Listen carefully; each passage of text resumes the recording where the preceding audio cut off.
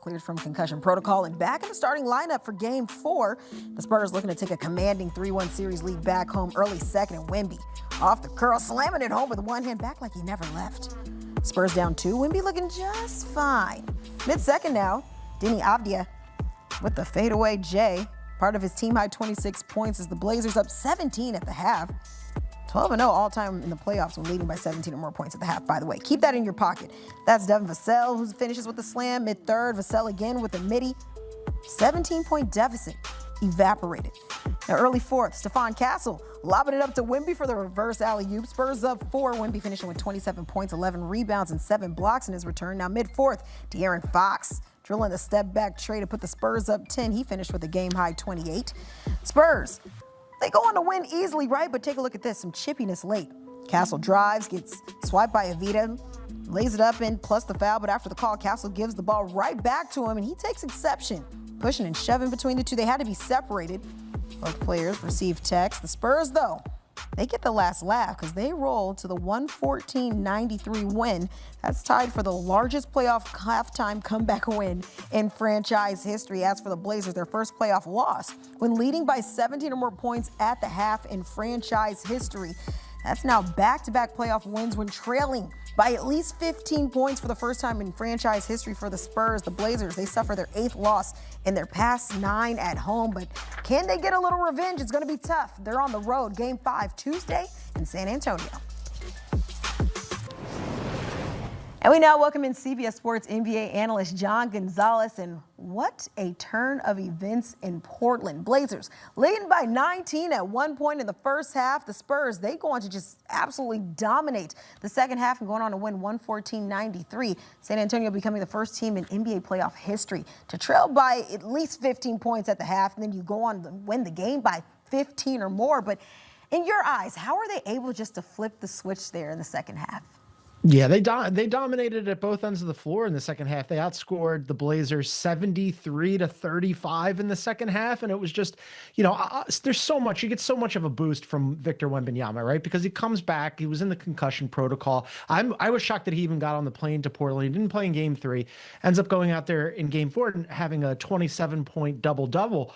But really, his biggest impact, Kiana, was at the defensive end where he goes for 4 steals and 7 blocks. And not surprisingly, as a result of that, the Spurs absolutely dominated the points in the paint. When he's out there, the paint is a no-fly zone, and that's a problem for the Blazers because Denny Avdia, who is their best player, likes to get into the paint. He likes to go downhill and drive, and that's a really difficult thing to do when you get there, all of a sudden Victor Wembanyama is lurking. And even though Denny had a pretty good game tonight, 26.7 rebounds, 3 assists, it just wasn't enough, and that's kind of hard to say because, if you're the Blazers, you need a big game from him to have a chance. You got it, and you still weren't in this thing because you absolutely collapsed in the second half. And I'm looking at a guy like Donovan Clingan, who's been an absolute disaster in the series. And then poor Scoot Henderson, he was big earlier in the series. Tonight, 27 minutes, 0 points. So the Spurs just put them on absolute lockdown in the second half, and that has everything to do with Wemby. I want to go, let's dive more into Wemby, shall we? Because he showed no ill effects from that concussion, scoring 27 points to go along with those 11 rebounds and 7 blocks. But I want to take your impression of just his performance we saw in Game 4. He's ridiculous. I mean, again, 7 blocks alone. If you're saying 7 blocks in a single game, that's otherworldly. There's a reason why he's the defensive player of the year and likely will be for the foreseeable future, if not for the stupid 65 game threshold. If he didn't have to clear a certain bar there, it would be his in perpetuity.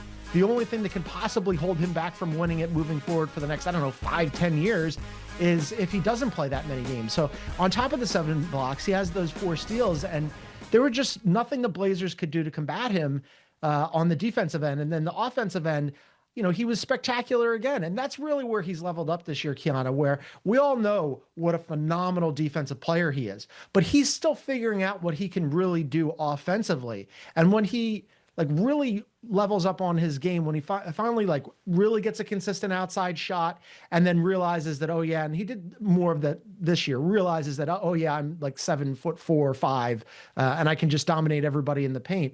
It's a wrap for everybody. And the Blazers, they didn't have an answer for him. Again, Donovan Clingan, not that guy. And then they did something pretty interesting, I thought, which was that they threw Drew Holiday at Victor Wembanyama a bunch. And that's sort of reminiscent of what the Thunder did last year with Nikola Jokic, where they would put Alex Caruso on him because, you know, the traditional bigs, if that's not working, we might as well switch it up and give him a weird look.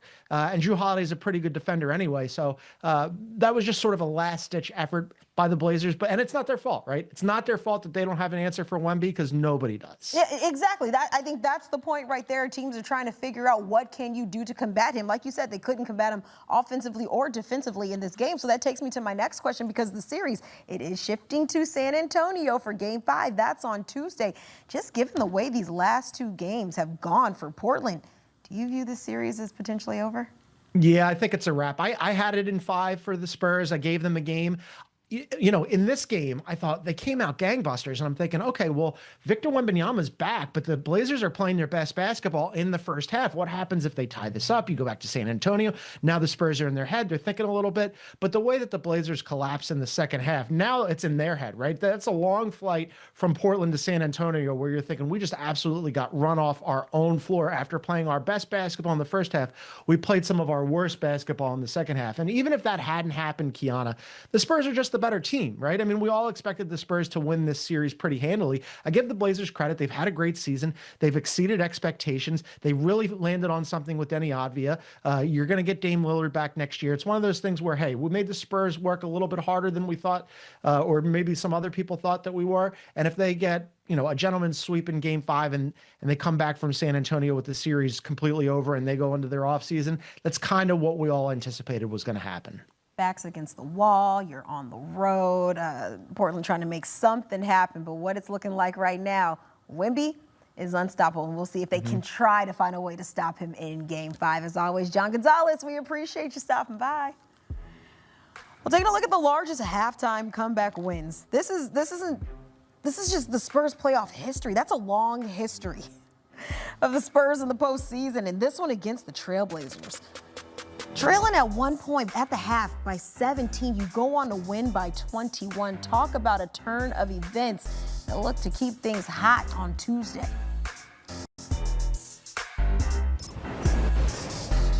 Rockets, it was the injuries to guys like Luka and Austin Reeves, putting more on the shoulders of the 41-year-old. But have you seen those shoulders? We should have never doubted the man who is undoubtedly undefeated against Father Time.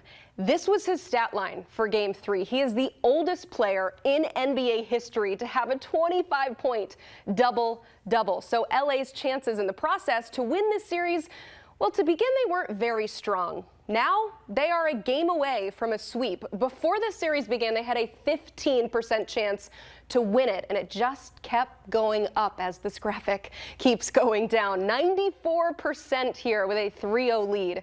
Now, it's easy for me to show you the numbers, but it means more to hear about the improbability from people who follow it closely, like our friend John Henson, who is joining the show now. John, from your point of view, just how unlikely is it that the Lakers are now on the verge of potentially sweeping the Rockets? Well, you know, it's LeBron is in his element. He's got the ball in his hands. He's manipulating the game. He's passing. He's scoring. He's playing with confidence like he needed any more confidence, right? Just unprecedented what he's done. And also, you know, for those talking about, man, the Lakers need to get rid of him and the Lakers don't need to pay him, he's carried your team through a first-round series on the verge of a sweep. So this is just vintage LeBron, right? And this is the third option on this Lakers team. So you'd imagine if they get Luka and Austin Reeves back, they could probably make a good run in this playoffs. I mean, everybody counted them out before the playoffs because they had the two best players injured.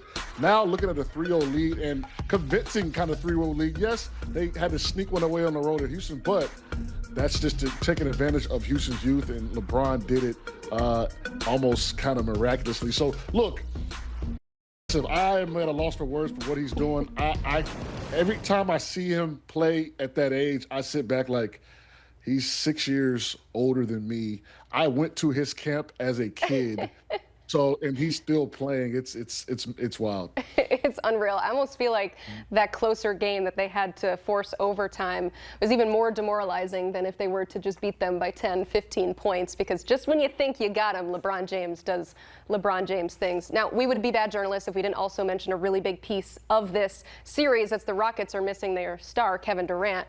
He missed game 1 with a knee injury. Now it's an ankle injury that sidelined him for game 3, questionable for game 4.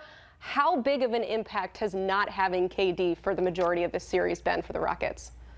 Oh, it's been big, right? He gives you a better chance than most guys on the court. And him not being there and him being banged up injured, I mean, we see they're down 3-0. He plays in that game, game 3. I don't think they lose, all right? There's an older guy, there's a vet out there. The Rockets rolled out the second youngest starting lineup in playoff history, and man, did it show at the end of that game. So, look, they need him really bad. They struggle to really score without him. He's the focal point of the offense. They kind of get a little stagnant, and they have to find ways to get guys going. Şengün has been playing well, but also tough shots he's making and taking. And it's just been hard for him to get good looks. Credit to the two bigs for the Lakers and DeAndre Ayton. And so it's going to be kind of fun to see what happens if he's going to play. Is he not going to play? I don't think the Rockets are going to win the series regardless. We'll see if KD comes back. Very interesting. They've got the game coming up at 9:30. In the game before at 7 o'clock, we've got Celtics and Sixers. Boston, of course, looking to take a 3-1 series lead. So what'll it take to get that lead here in Philly tonight? Well, look, Boston Tatum's looking good, right? Like he end of the game, he had some clutch shots, kind of looked like vintage Tatum. I kind of sat back in my chair like, oh, there he is, right? That's the guy we've been looking for. But look, man, to come back from an injury in 10 months, it's hard. I've had an injury where I had to sit out the year. It takes a while to get going and get those legs up under you. Kind of scary for the NBA right now that he's kind of starting to get into that mode right now, just in the first round. But yeah, the Celtics don't have to defend today, right? And they're going to have, which is what they do. They're the best road team in the NBA. Number 1, so they know what they're doing, and the Celtics are a team that they're formidable, man, when all the guys playing. If they can get Derek White to come along, he hasn't been playing as well as he has of late. This is going to be a team that has just as good a chance to get out of the East as anyone. Yeah, it's scary not only that Tatum is feeling good and playing well, he's fresh too. While everybody's managing their minutes over an 82-game season, he's been in rehab and just ready to go for this postseason. We got one more playoff game today. Wemby, of course, remaining in concussion protocol ahead of game 4 after missing game 3. What does his availability mean for tonight's game? I mean, it's big. They stormed back last game. Dylan Harper and Stephon Castle, I think you're looking at the backcourt of the future for this Spurs team. So it's going to be fun to see them progress and grow up. Hey, look, Coach Udoka said the Rockets were too young and scared. The Spurs, not the case, right? Stephon Castle, Dylan Harper carried their team to victory. Listen, with or without Wemby, this is a really good team. Obviously, Wemby takes them to the next level, and hopefully he comes back. But this is kind of a growth moment for the Spurs team. It's almost kind of good, right? Hey, look, Harper and Castle can get juices flowing, right? Get a little bit of confidence, and when Wemby comes back, they can kind of combine forces and become who they are. Man, I was so impressed what they did down the stretch. They did not get rattled. Pretty good without Wemby, right? It's not like the wheels fall off. They're pretty good. So, yes, the opponent's points per game are higher, but for the most part, man, they're good offensively, but you don't have your unanimous defensive player of the year. Of course, the ceiling goes down. However, Spurs look really good right now. Yeah, we're not about to make the case that they are better without Victor Wembanyama. You certainly want him, but things seemingly are okay even if he is out of the lineup. That game at 3:30 from Portland. One more to talk about. Raptors with a commanding Game 3 win. So what is the key for Toronto to even the series today against Cleveland? Well, we've got to shake Brandon Ingram and get him to wake up, right?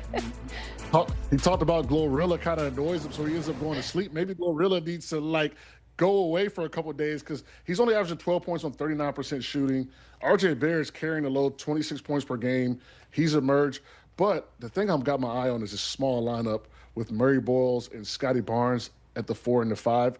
Yes, they're down, but they found something in that, and they look really good. I'd imagine that lineup is going to be in the play a lot today for the lineup. And look, if we can get Brandon Ingram to just kind of be consistent, get 15-plus points and put a little more pressure on the Cleveland defense, I think the Raptors could even this series. This series is going to be close. I think the Raptors even.